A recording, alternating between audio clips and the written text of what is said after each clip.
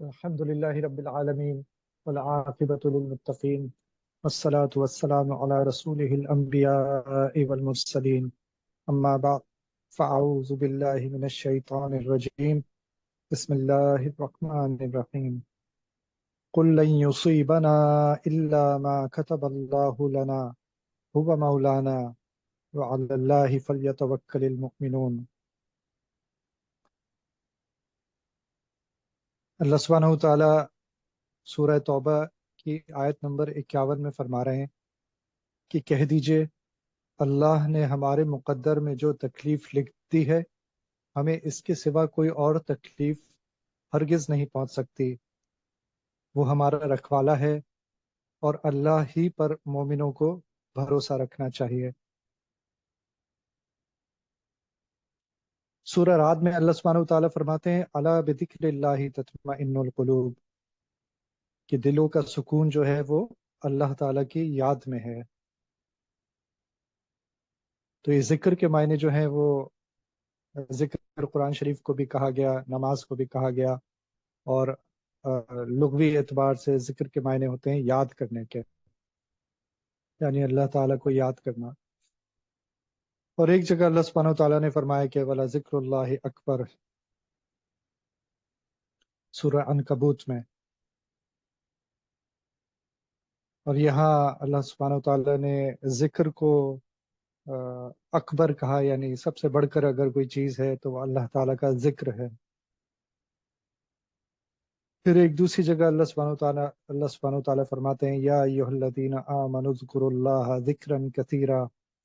آیت کا مطلب ہے کہ اے ایمان والو اللہ تعالیٰ کو خوب یاد کیا کرو، کثرت کے ساتھ یاد کیا کرو۔ تو ابھی کثرت کے ساتھ یاد کرنا کیا ہوگا؟ ایک تو یہ ذکر ہوتا ہے کہ ہم نے اپنی جو روزمرہ کی گفتگو میں ہے اللہ سبحانہ وتعالیٰ کو یاد کرتے ہیں، جب ہم انشاءاللہ، ماشاءاللہ، الحمدللہ اس طرح کہہ دیتے ہیں یا بسم اللہ سے کام شروع کرتے ہیں، ایک تو یہ یاد کرنا ہو گیا۔ ایک یہ یاد کرنا ہو گیا کہ ہم اپنی نمازیں وقت پہ پڑھتے ہیں اور باقاعدگی سے پڑھتے ہیں، ان میں کوئی ڈنڈی نہیں مارتے۔ تو نماز تو تمام اذکار میں سب سے بڑا ذکر ہے، تو یہ بھی ذکر کی ایک صورت ہو گئی۔ پھر قرآن شریف پڑھنا، یہ بھی ذکر کی ایک صورت ہے۔ پھر نمازوں کے بعد جو اذکار ہیں وہ پڑھنا، صبح شام کے اذکار پڑھنا،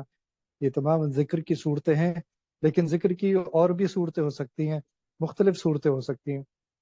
مثلا یہ کہ میں اپنے کاروبار پہ بیٹھا ہوا ہوں، اپنی دکان پہ بیٹھا ہوا ہوں، اور وہاں پہ جب کسی نے قیمت پوچھی اور کم کرانے کی کوشش کی، اب میرا دل چاہا کہ جھوٹ بول کر اس کو یقین دلا دوں کہ اس کی قیمت تو اس سے کم نہیں ہو سکتی، لیکن اس وقت مجھے اللہ یاد آ گئے اور احادیث یاد آ گئی، نبی کریم صلی اللہ علیہ وسلم یاد آ گئے کہ مومن جھوٹا نہیں ہو سکتا، حدیث میں آتا ہے۔ تو اس وقت میں جھوٹ بولنے سے میں نے اپنے آپ کو روک لیا، اور شیطان نے جو وسوسے ڈالے تھے اس وقت میں نے شیطان کے وسوسوں کو رد کیا، اور اللہ کی یاد آ گئی اور اللہ کے حکم پر عمل کر لیا۔ تو یہ بھی ذکر کی ایک صورت ہو گئی۔ اسی طرح میں ٹریفک میں کہیں جا رہا ہوں اور گاڑی چلا رہا ہوں اور سامنے ٹریفک سگنل آ گیا، اور اس وقت میرے لیے موقع تھا کہ میں تیزی سے اپنی گاڑی نکال لوں جبکہ سگنل بند تھا، اور مجھے فوراً خیال آیا کہ ملک کا قانون جو ہے اس کو توڑنا بھی جو ہے وہ جائز نہیں ہے، تو میں نے فوراً اپنی گاڑی کو روک لیا۔ یہ بھی ذکر اللہ کی صورت ہے کہ مجھے اللہ یاد آ گئے کہ اس وقت سگنل توڑنا جو ہے وہ جائز نہیں ہے۔ ایک ذکر کی صورت حضرت خبیب رضی اللہ عنہ کی ہے، اس سے بہتر صورتیں یا ظاہر صحابہ کرام نے رضی اللہ عنہم، ان کی دلوں کی جو کیفیت تھی وہ تو مثالی تھی۔ تو حضرت خبیب رضی اللہ عنہ کا واقعہ کیا تھا کہ ان کو سولی پر چڑھایا جا رہا تھا، اور اس وقت انہیں مختلف پیشکشیں کی جا رہی تھی کہ تم یہ کر لو، یہ کر لو۔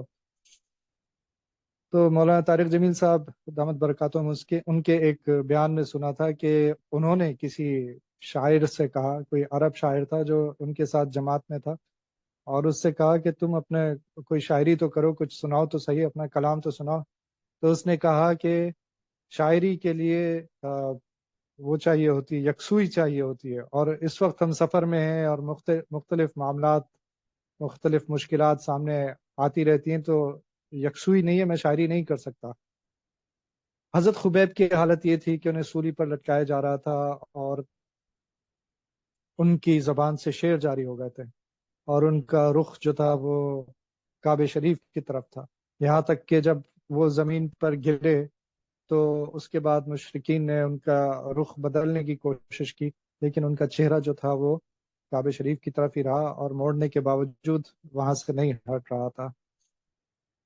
تو یہ بھی ذکر کی ایک کیفیت ہے کہ اتنی جتنی بھی ٹینشن آ گئی، جتنا بھی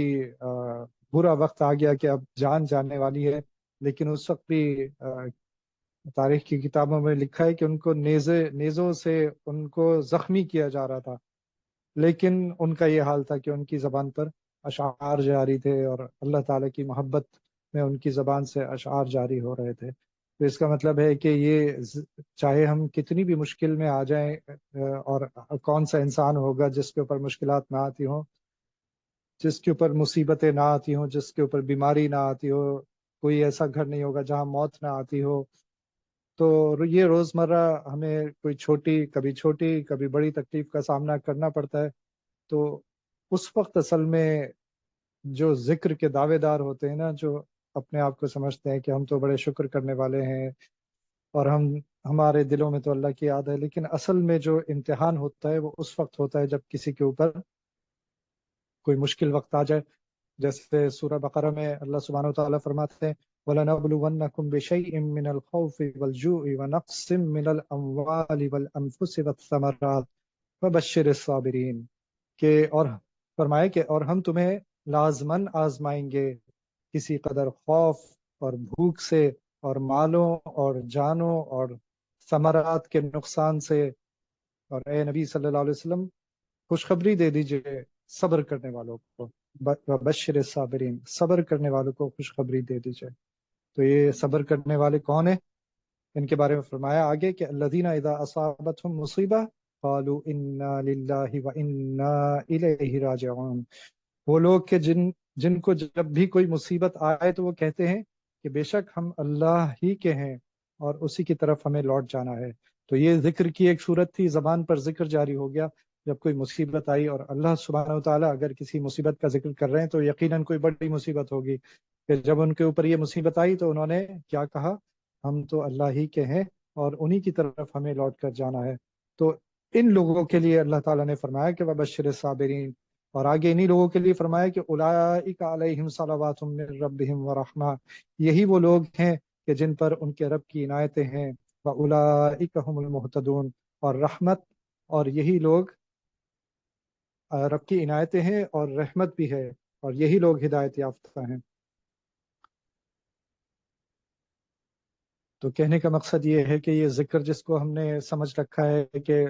سبحان اللہ الحمدللہ یہ کہہ دینا ذکر ہے، اور نمازیں پڑھ لینا اور قرآن شریف پڑھ لینا ذکر ہے، تو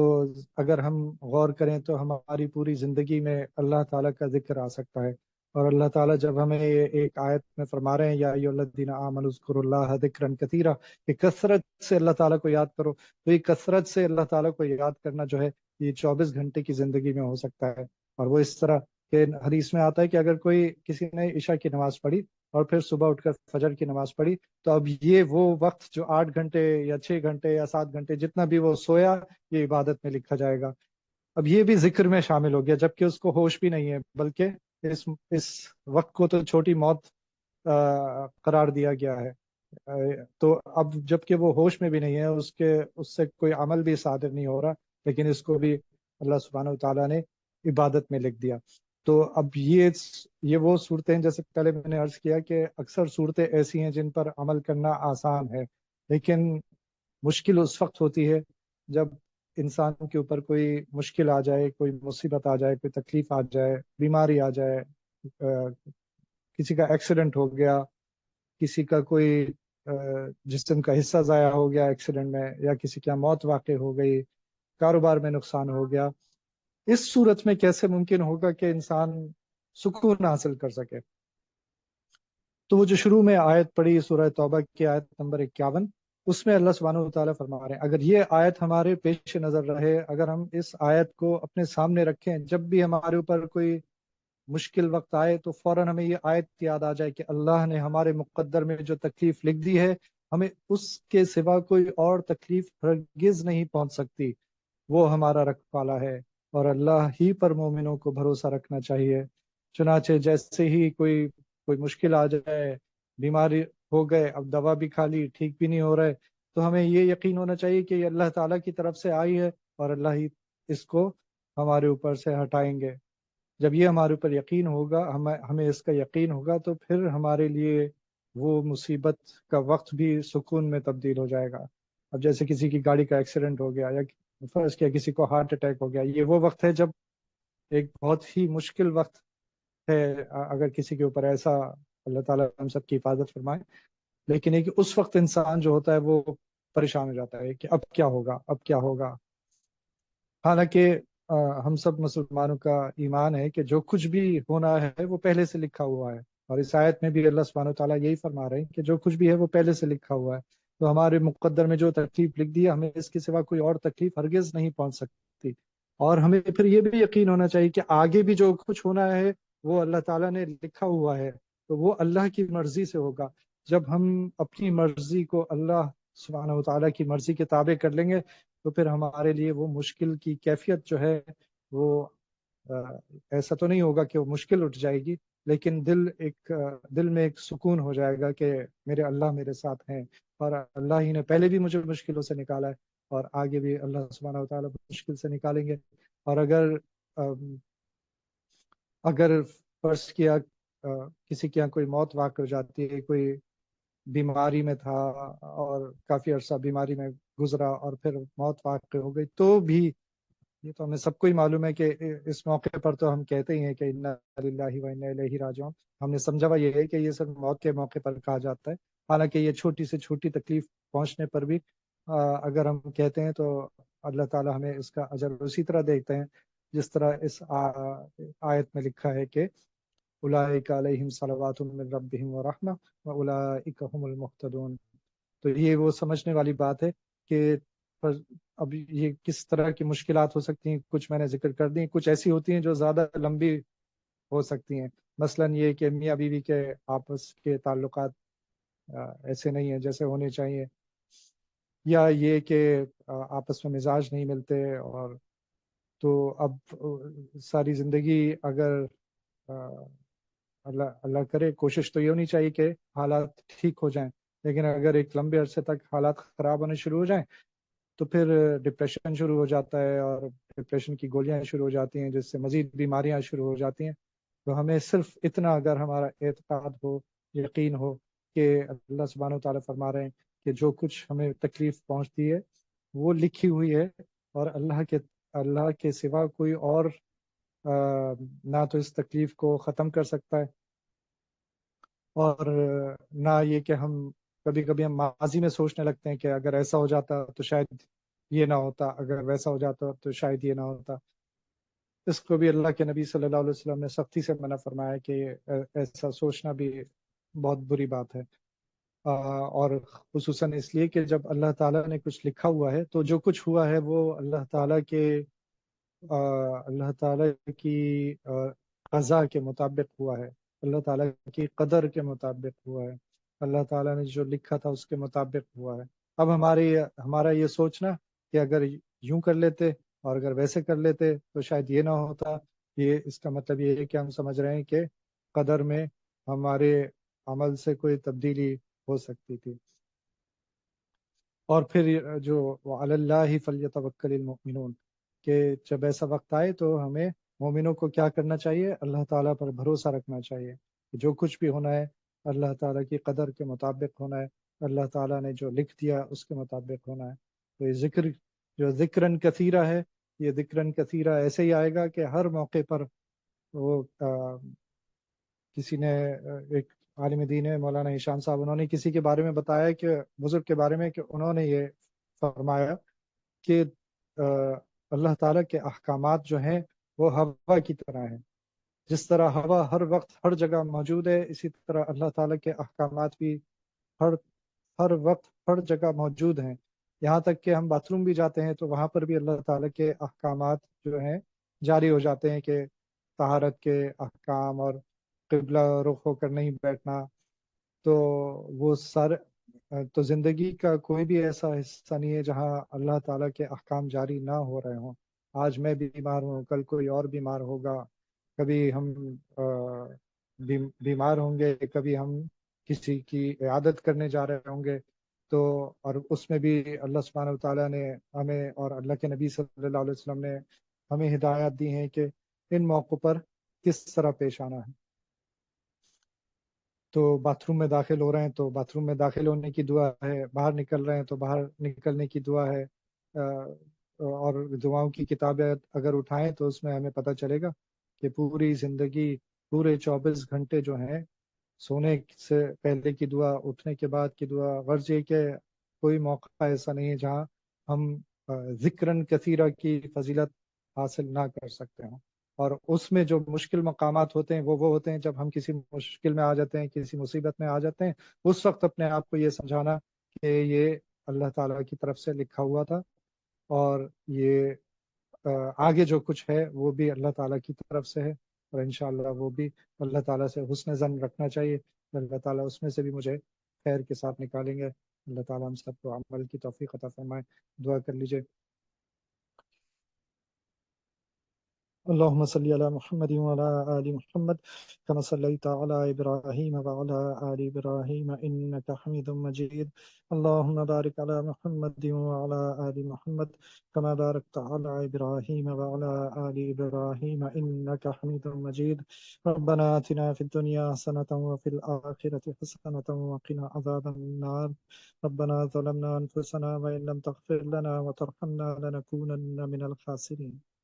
ربنا لا تزغ قلوبنا بعد إذ هديتنا وهب لنا من لدنك رحمة إنك أنت الوهاب. الہ العالمین، اطاعت کی خوب توفیق عطا فرمائیے، گناہ اور برائی سے بچائیے، ہر قدم پر نبی کریم صلی اللہ علیہ وسلم کی پیروی کی توفیق عطا فرمائیے، ضالین اور مغضوبین کی پیروی سے بچائیے۔ یا اللہ آپ ہمارے ہو جائیے اور ہمیں اپنا بنا لیجیے۔ یا اللہ آپ ہمیں ویسا بنا دیجیے جیسا آپ ہمیں دیکھنا چاہتے ہیں۔ یا اللہ آپ ہم سے راضی ہو جائیے اور ہمیں اپنے سے راضی کر لیجیے۔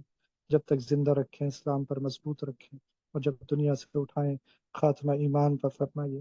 عزت کی موت عطا فرمائیے، شہادت عطا فرمائیے۔ یا اللہ فلسطین کے مسلمانوں پر رحم فرمائیے، مسلمان جہاں کہیں بھی پریشان حال ہیں ان کی مدد فرمائیے، ان کی نصرت فرمائیے، مجاہدین کی مدد فرمائیے۔ یا اللہ ان کو نعم البدل عطا فرمائیے۔ یا اللہ فلسطین کے مسلمانوں کی خوشیاں لوٹا دیجیے۔ یا اللہ ان کا ملک آزاد کر دیجیے۔ یا اللہ جو لوگ بھی قابض ہیں اور جو ان کی مدد کر رہے ہیں، یا اللہ ان کی تدبیریں الٹی کر دیجیے اللہ۔ یا اللہ اسرائیل کا نقشہ دنیا کے نقشے پر سے مٹا دیجیے یا اللہ۔ یا اللہ مجاہدین کی مدد فرمائیے، آپ ان کے لیے کافی ہو جائیے۔ یا اللہ ہماری بہنیں، ہمارے بھائی، ہمارے بڑے، ہمارے چھوٹے، سب مشکل میں ہیں، سب در بدر ہوئے ہیں یا اللہ، حضور کے امتی ہیں یا اللہ، ان کے لیے آپ کافی ہو جائیے یا اللہ، آپ ان کے لیے کافی ہو جائیے۔ وصلی اللہ تعالی علی خیر خلقہ محمد وعلی آلہ واصحابہ اجمعین، آمین برحمتک یا ارحم الراحمین۔